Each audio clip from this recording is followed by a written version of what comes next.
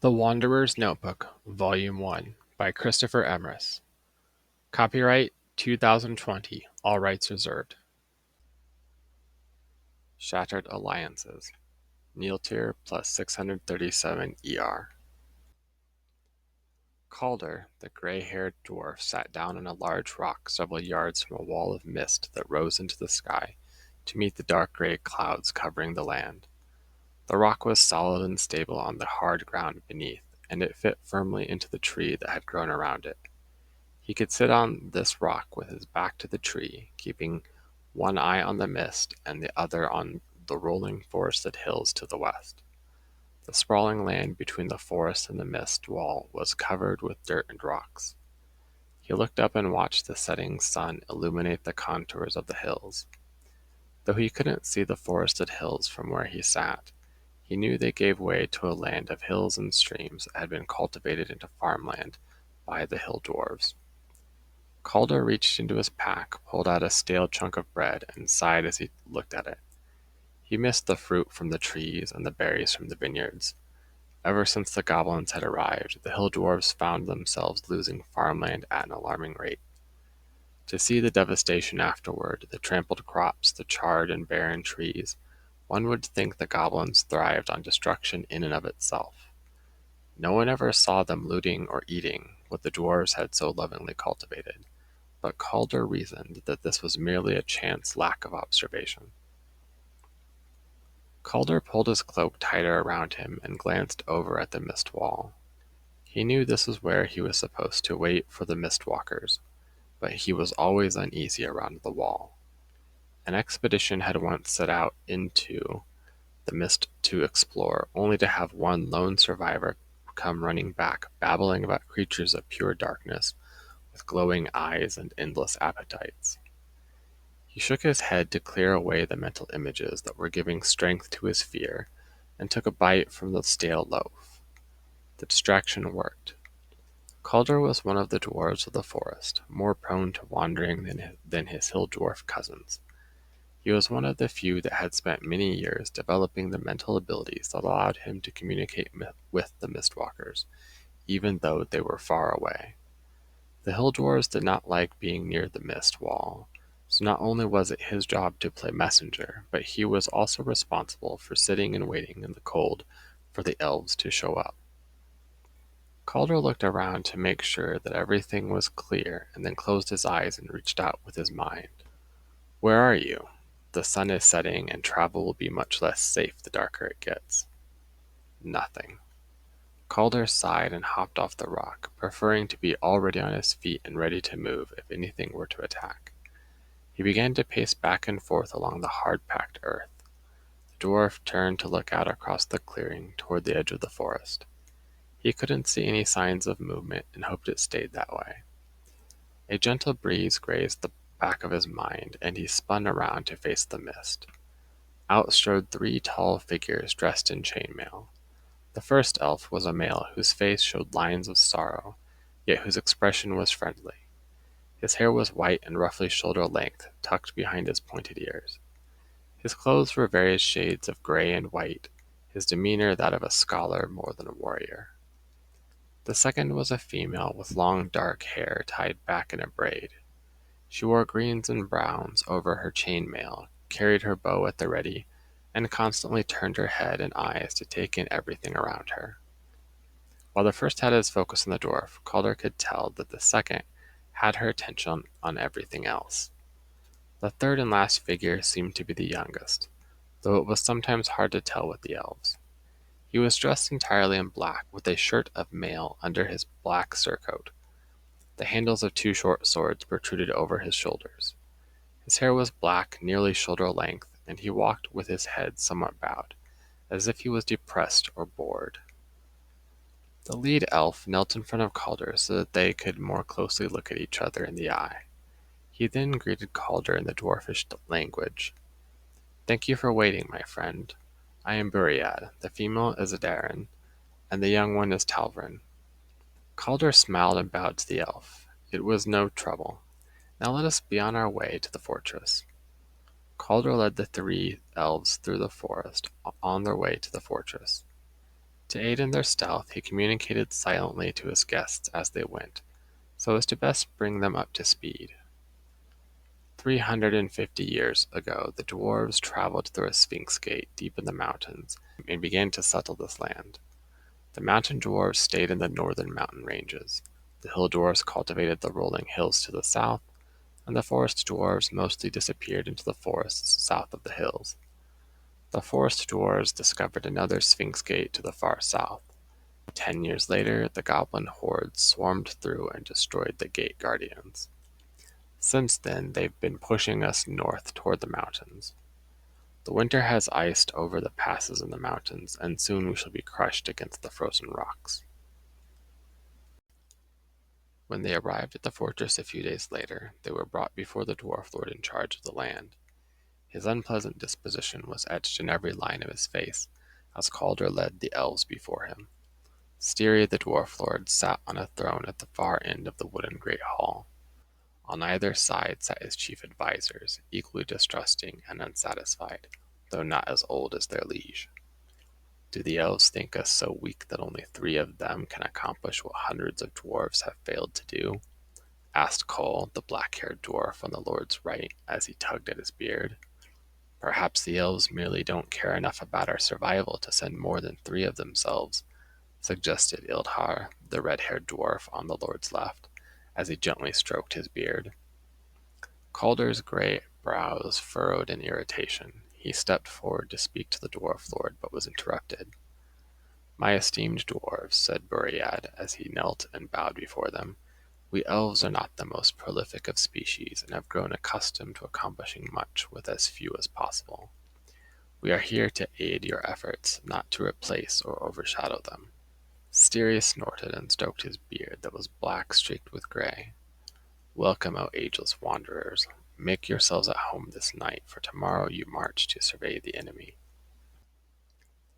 The next day Calder rose early before the sun, only to find the elves standing outside waiting for him.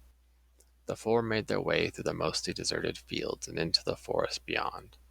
Calder picked up a trail and began tracking what was, most likely, a goblin patrol.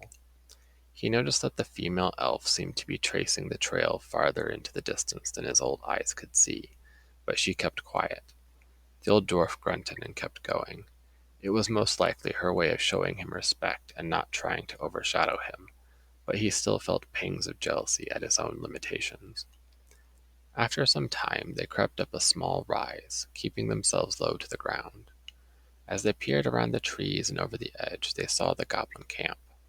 The creatures were a little taller than dwarves, with thinner, faster bodies that were mostly dark green splotched with shades of dark red. Goblins tended to travel in small groups of about 50 to 100, so that they could easily raid the dwellings of their enemies and disappear again into the night. On their own, they rarely fought in large armies unless accompanied by much larger or more foul creatures. This particular group lacked any of these unwelcome additions, which gave Calder at least some small reason to be thankful. The 4 carefully backed away from the edge and huddled together. "We can go back to the fort and get reinforcements," suggested Calder silently. "That will take too long, and runs the risk of them moving or catching us on the way back." "Let me do it. I can kill them all," returned the black-clad elf, for the first time uttering any words and showing a strange intensity as he did so. "What's with this "I" nonsense?" questioned Calder. "You can't kill 50 goblins by yourself. Those that don't kill you will escape, and the advantage of surprise will be lost." The older male elf looked at the female, who nodded. Then he turned back to Calder and readied his bow. "Adarin will release the young one, and we will pick off any who try to escape. Stay hidden and bring word to your people should we fall." "We won't," commented the young elf, who took a stance, crouched on all 4s, ready to climb back up the ridge and pounce like a hungry cat. Calder shook his head in amazement and irritation. These damn elves were far too full of themselves, but before he could protest, he heard a sharp command from the female, and instantly the young one was gone. The other 2 elves took positions quickly on the top of the ridge and began turning this way and that, firing arrows at enemies Calder could not see. Shamed by their foolish bravery, Calder climbed back up as quickly as he could and stopped dead in his tracks when he reached the top. The young elf had caught most of the goblins by surprise, and some could still be seen rubbing the sleep from their eyes as they stumbled from their tents. The black-clad elf had drawn his two short swords and was quickly and gracefully cutting down every goblin he came across. As the goblins began to rush him, his twin swords lit up with blue flame, and he moved quicker than before. Any who tried to flee were shot down by Buriad and Adarin. None could get behind the young elf as he twisted and spun through the camp, constantly changing direction and time to avoid a strike or behead an enemy. Calder watched in amazement as the goblin camp was destroyed. When the last goblin was slain, the young elf turned to look back at the three of them, his hair disheveled and sweat on his brow, but a smile across his lips. The old elf sat down on the ground with a sigh and a pained expression. "I think we owe you an explanation," said Boread, as an astounded Calder looked at him. "This is Talvrin, first of the Dark Elves, and one of the living weapons of the Elvish Alliance." Calder wiped the sweat from his brow as he stopped shoveling to enjoy the breeze as it swept across the fourth in a series of trenches they were digging around the fort. Upon advice from the elves, the dwarves had modified their fort into a star-like pattern, so sections of the walls could more easily defend the territory in front of other walls. This outer wall was then ringed by ditches in which were spikes, caltrops, and bear traps. The white-haired male elf gained some respect among the dwarves when he rolled up his sleeves and began helping them build the walls and dig the ditches. The dwarf lord and his counselors oversaw the projects and were not so fond of the good will that their people showed the older elf. Even more to his credit, the elf seemed to prefer the construction projects to the battles. The few skirmishes Calder had observed Boread in revealed a deep sadness and pain each time he killed. It stood in stark contrast to the sadistic grin of pleasure the young one had when he destroyed. Calder had asked Boread about this at one point. "I am old enough to remember a time before the wars and deaths. I have seen far too many of my people slain." "What about the huntress who guards your backs?" Calder asked. "She is a wood elf, while I am a high elf. I'm not sure if she's old enough to remember the times before our exile, but even so, the wood elves were always more predatory than we were, so it likely doesn't faze them as much." "And what of the young one?" "He is the first dark elf," Boread sighed, "a product of the endless death that seems to surround us now. He has an incredible natural talent for killing, and enjoys that more than any sentient being should. His dark gift made him an excellent choice to become the Council's weapon." Calder paused, considering the politeness of his next question. "You say first. Does that mean there are more dark elves?" "Yes, they are a common occurrence these days among our progeny. They have been instrumental in our endeavors against the enemy. Since Kiveriad returned and the outer alliances were formed, they have been deployed to fight on many fronts." Calder had pondered this over the past few days as they worked tirelessly on the construction projects. He wondered at the wisdom of using one's descendants to fight the battles you no longer had the stomach for. Mostly he wondered what feeding that darkness inside the young one would do to him one day. Though outright murder and assault were rare among the dwarves, Calder had lived long enough to see jealousy, rage, or hatred twist someone's heart to murderous intent. He shook his head at the thought and returned to digging. The female elf and the dark one had led a small group of dwarves into the forests to track, distract, or eliminate any goblin raiding parties until the preparations were complete. The end goal of these projects was to lead a raid against the horde that surrounded the remains of the Sphinx Gate, lead them back to the fortress, and keep them occupied while another, smaller group would slip in and destroy the gate for good. That was the only way to make sure the goblins stopped coming. As night fell, Calder trudged wearily back to the great hall after finishing the last of the traps in the fourth trench and covering them with leaves. A greeting of cheers rose behind him, and he turned to see the other dwarves welcoming the raiding party back for the night. The dark elf was still smiling, and seemed to be chatting uncharacteristically with his dwarven companions. After cleaning himself up, Calder joined the other dwarves in the great hall, sitting in a relatively quiet corner where he could observe without being bothered. The High Elf and the Wood Elf sat in their own corner, eating their food and keeping to themselves. The Dark Elf sat with the other warriors who had returned with him in a crowd of eager ears, waiting to hear tales of their battles, since they had been gone for a couple of weeks at this point. Dwarven revelry was frequently drunk and rough by some standards, the dwarves enjoying a friendly brawl from time to time. Calder had never seen an elf take part in either, but the Dark Elf seemed to enjoy the interruptions of his meal to grapple or fight his comrades. His eyes shifted to Styria and his counselors, eating their food and eyeing the festivities surrounding the Dark Elf with jealous glares. The next day Calder readied himself to go out with the diversion and infiltration groups, but he was stopped by the High Elf. "I would like to ask you to stay behind and help coordinate the battle," Buriad requested, kneeling in front of the dwarf. Calder grunted. "I'm not so old that I can't fight." "That is not the issue. If you allow me, I can further open your mind so that you are connected to all three of us, and can monitor and convey the situation among us. During the battles, we will not have the time or concentration to communicate remotely. Do you accept?" The dwarf kicked the dirt and grumbled under his breath. He did not want to be left behind, but refusing would be a shameful sign of his own insecurities. "Fine. I will send my counselors and you can link their minds to mine," declared the dwarf lord, walking up to the two of them. They turned to look at Styria, dressed in the finest, most ornately decorated armor Calder had seen among his people. The armor, unlike that of most of the other dwarves, was without scratch, dent, or a hint of dirt. "Friend, Calder has extensive training that makes him much more suited for this than you, though I am sure, with the proper training, you would be able to attain such skill," interjected Buriad. The corner of the dwarf lord's nostrils flared slightly, but he relented. "Very well, I shall send them as my emissaries in each party, so that our soldiers are not without leadership, should the unthinkable happen on their missions." Buriad bowed his head to the dwarf lord. "Thank you for your understanding and generosity." He turned back to Calder. "Are you ready?" The dwarf nodded. The high elf swiftly grabbed Calder by the top of the head, squeezing his fingers, and closed his eyes.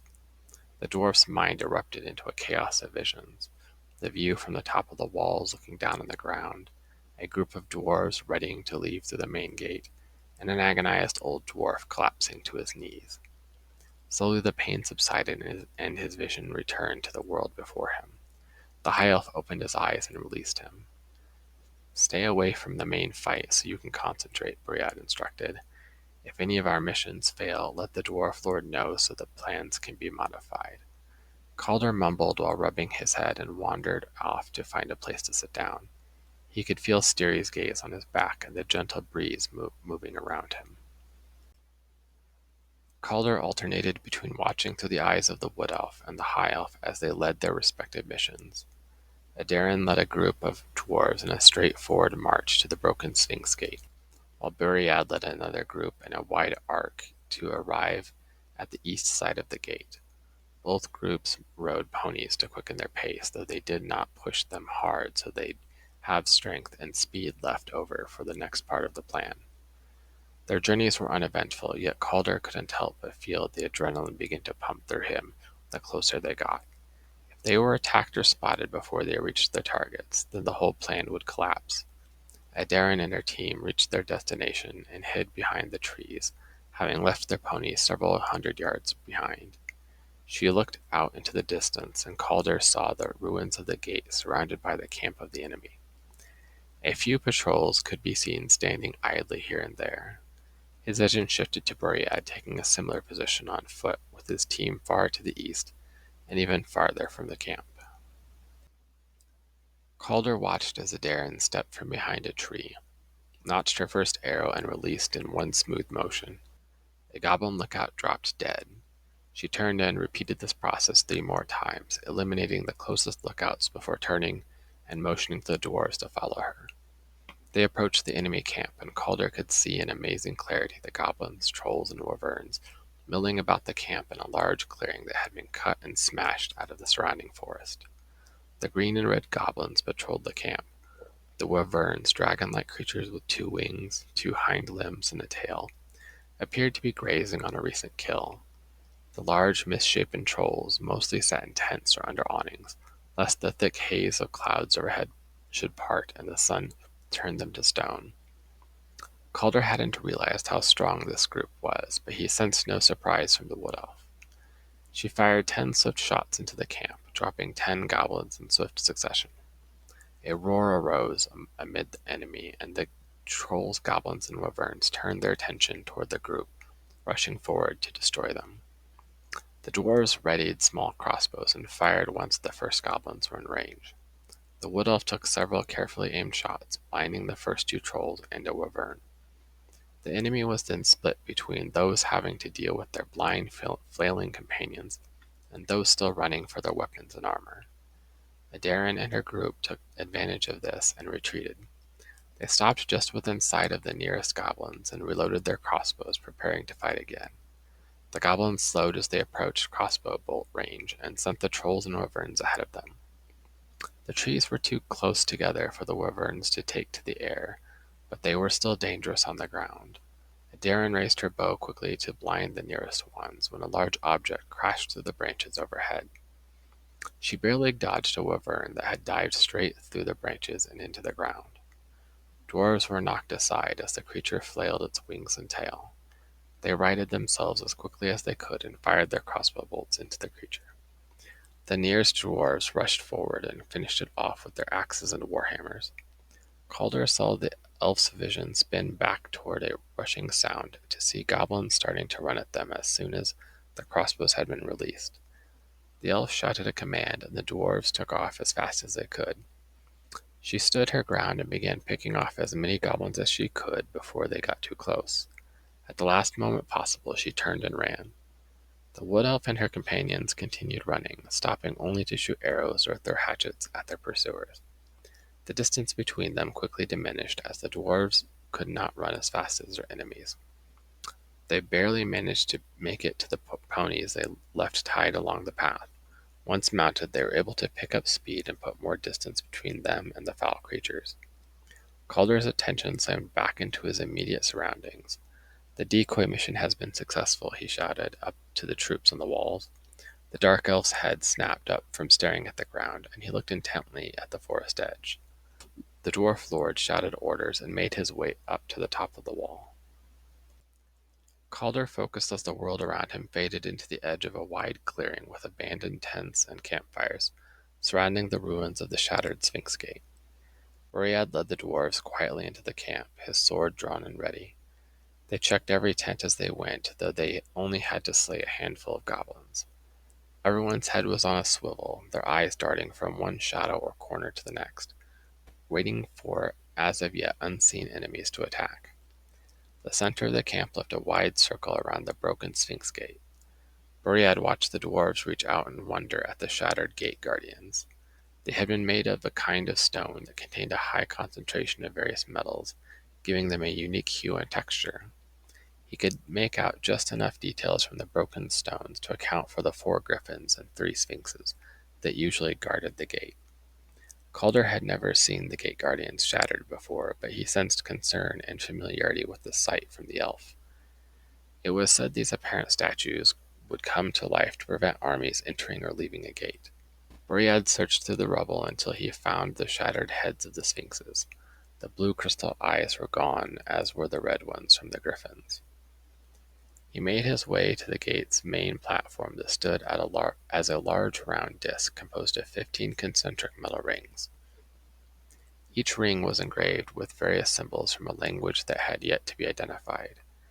A disc about 6 feet across laid in the center of these 15 rings. The disc was an intricate metal lattice through which could be seen the hints of gears, gems, stones, lenses, and wires. Boread approached the central disc and looked up to see a bird alight on the other side. Calder watched in amazement as the wisps of yellow-brown flame swirled around the bird, and it grew into the form of a man. The man's eyes were red-orange with yellow-brown flame-like swirls around the edge of the irises, creating an overall amber appearance. The man's hair was jet black. Calder did not recognize his accent or the clothes he wore. "Those stupid creatures are too easily distracted, but I can't let you destroy this gate," the stranger said while stepping forward. Your presence answers the question of how mere goblins could have destroyed the gate so thoroughly, commented Boread. Their wish was my pleasure, said the amber-eyed man with a smile, holding out his hands as if gesturing to the world around him. There's no problem we Jinn can't solve. His eyes hardened and his brow furrowed. They paid me handsomely to destroy the gate, but I'll kill you for free. The amber-eyed Jinn looked at the dwarves, who had all raised their crossbows toward him. He looked back at the elf. More unwitting pawns? They are not pawns. The goblins attacked them first, and we came to their aid. Really? The Jinn turned to the dwarves. You don't need to fight and die in their wars. They suffer because they chose the wrong side, and all who join them suffer the same. My people are no different. Their enemy will gladly welcome you. The enemy was always a murderer, even from the beginning. The Jinn snorted. You're one to talk, he said, and a torrent of fire spewed from his outstretched hand. Boread dived and rolled out of the way, shouting for the dwarves to stay back as he came to his feet. Call ordered the dwarves to fire, but their crossbow bolts were consumed by the Jinn's yellow-brown flames that swirled around him as the missiles approached. Only then did he order the retreat. The high elf stretched out his left hand, and an invisible force accelerated the air between him and the Jinn. The airflow became a wind strong enough to dissipate the flames and long enough for him to leap at his opponent with his sword. The Jinn shifted into the form of a bird to dodge the attack and began to fly upward. Boread reached up with his left hand, clenched his fist, and pulled downward.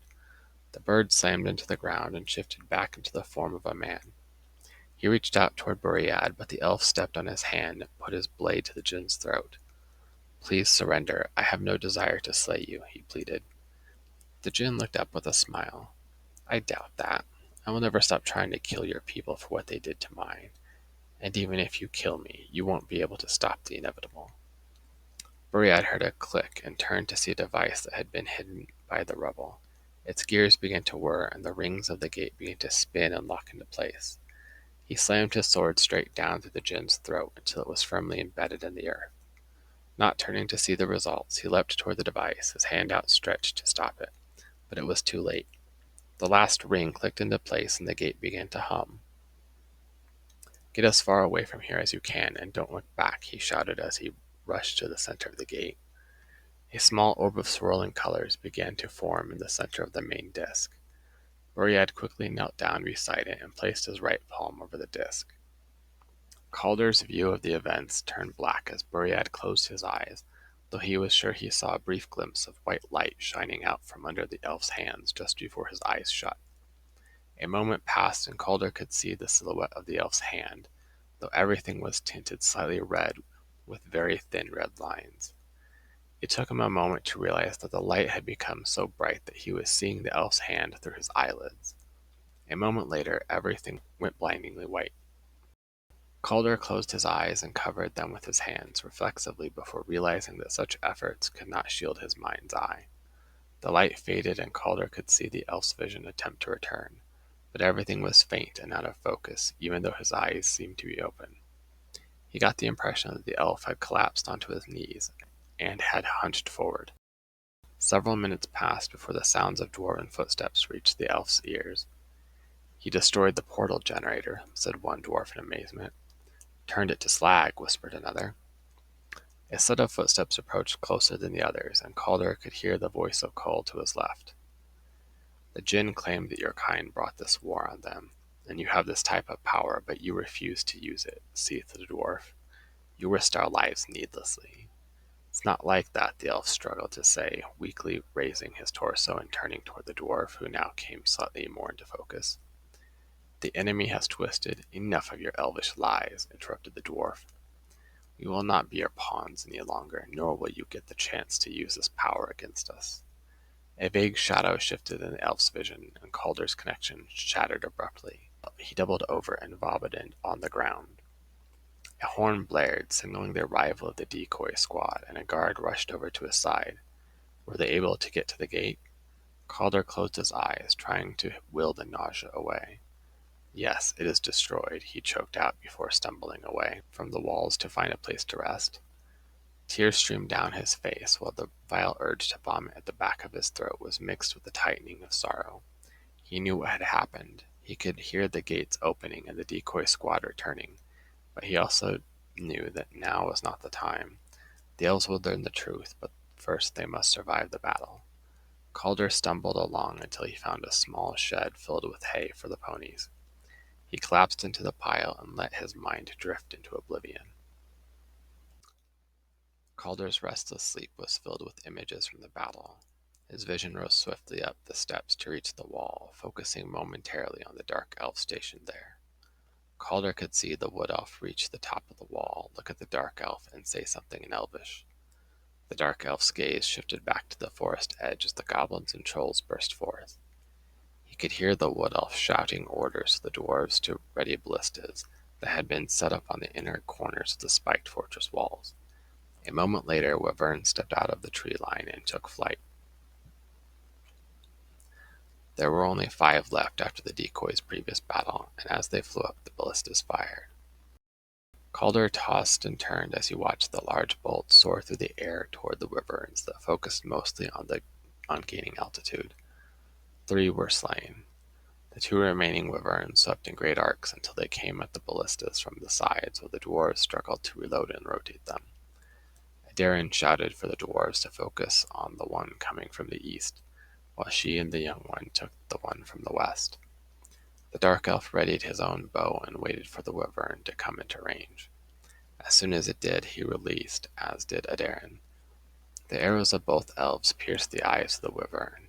It flailed in the air in pain before losing its bearings and crashing into the fortress. Calder's view turned to follow the winged beast's fall to the ground. The creature was soon set upon by dwarven soldiers piercing its sides with pikes.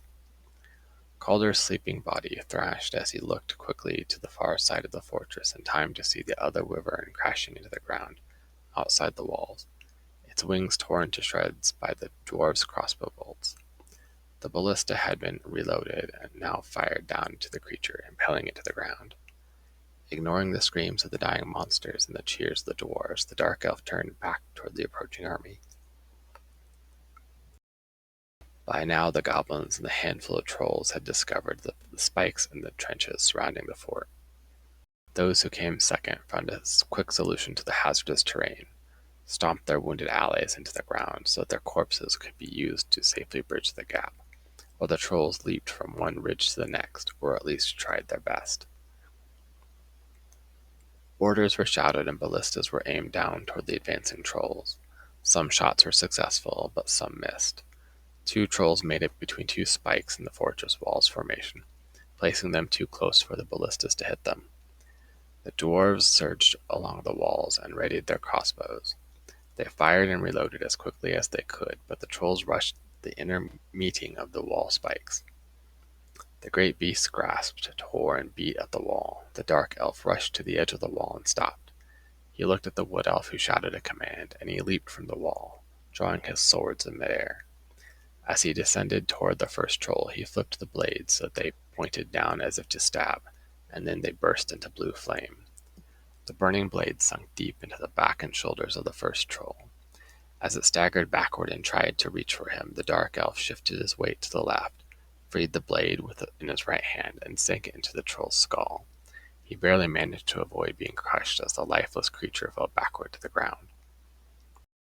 The second troll reached into the gap they had made in the wall, pulled free a broken beam, and turned to swing it at the elf. As the makeshift cudgel swung toward him, the dark elf charged, dove forward, and rolled into the creature. He spun up out of his roll, slashing the tendons across the back of the beast's ankles and knees. It began to wobble on unsteady legs. The elf ran toward the wall, took a few running steps up its surface, and then pushed off, twisting in midair so that he again hooked his blades into the troll. The force of the impact knocked the troll forward. The troll tried to catch himself with his hands rather than reach for his attacker. As it fell, the dark elf freed his left blade and flipped it back into its normal blade-up position, bringing it to his right shoulder. When the creature's hands hit the ground, the elf swung his blade in an arc and severed the creature's head. The dark elf rose from the corpse and looked up to see the goblin lines being slowed slightly by a rain of bolts and arrows. Calder's eyes darted beneath his closed lids as he watched the line getting closer. He could see that the time it took to reload allowed those who survived to trample their fallen in order to get closer to their prey.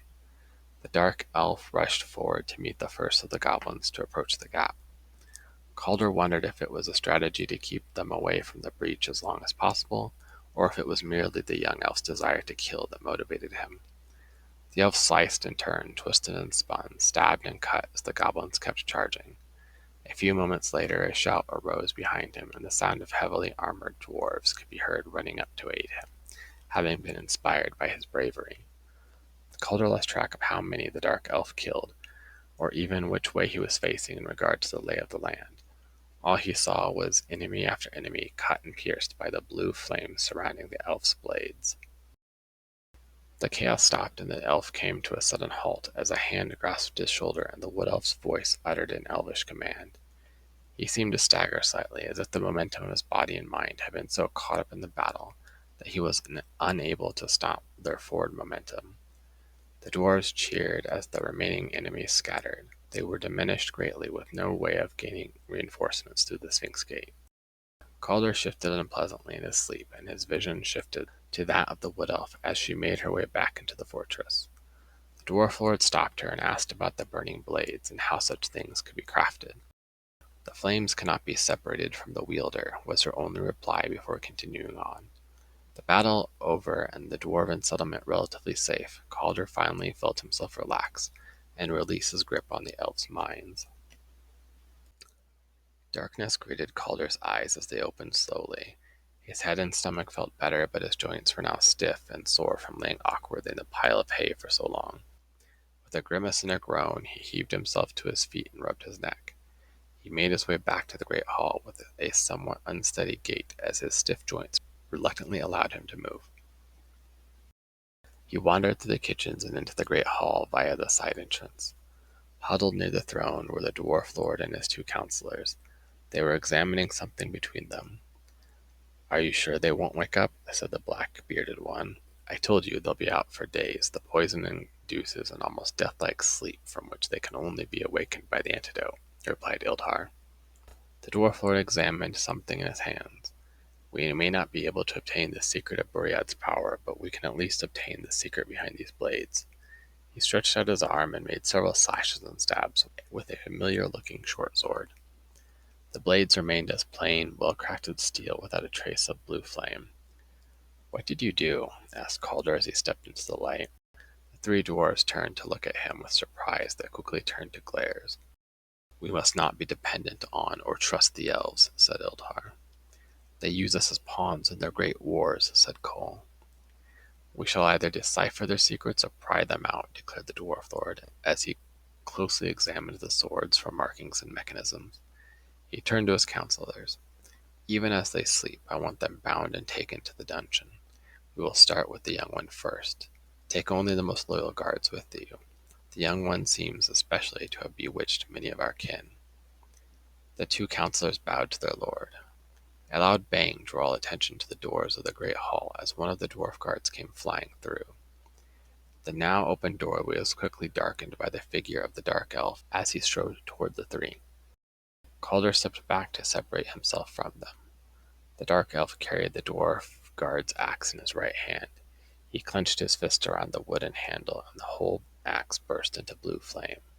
The shadows in the great hall lengthened and deepened as the elf continued forward. Cole stepped forward and began to draw his own axe to fight. The elf threw his and embedded it into the counselor's skull. Ildhar stepped forward, but the elf was on him before he could draw his weapon. One hand stopped the dwarf from pulling his warhammer free, while the other latched tight on his throat and began to pierce between the tendons to crush the windpipe. Calder could see a strange mix of rage and pleasure in the elf's expression. A commanding voice gave the young elf pause. Calder turned to see the wood elf standing in the doorway. The dark elf turned his head without releasing his prey, and shouted something back in Elvish to the female. She replied, and he released the nearly dead dwarf, who fell to the ground with a thud. "Return what you have stolen," ordered the wood elf to the dwarf lord. "How dare you come into my hall and give me orders?" roared the dwarf. gripping both swords as if he might use them himself. "If you return what you stole, we will leave without incident and never return. There will not be any further retribution for your betrayal, or for your murder of a high elf." The dark elf glared at the dwarf lord with murderous intent, and the dwarf glared back in proud defiance. "I saw what your counselor did to the high elf," said Calder, stepping forward. "Your people murdered one of theirs and poisoned the others to steal from them. We can't afford more enemies." The dwarf lord turned his ire on Calder. "You have no right to tell me what to do.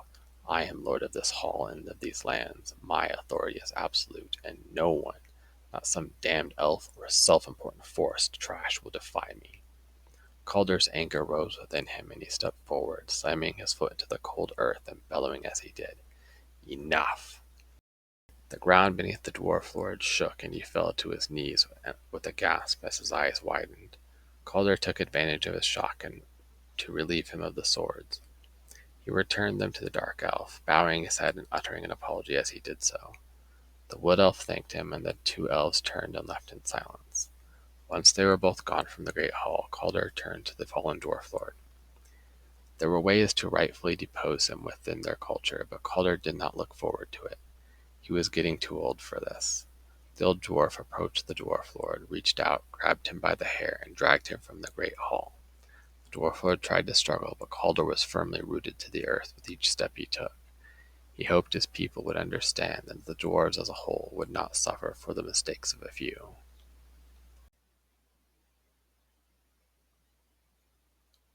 Did you like the story? Recommend it to a friend. Did you hate the story? Recommend it to an enemy. Best of all, don't tell them how you felt about it first.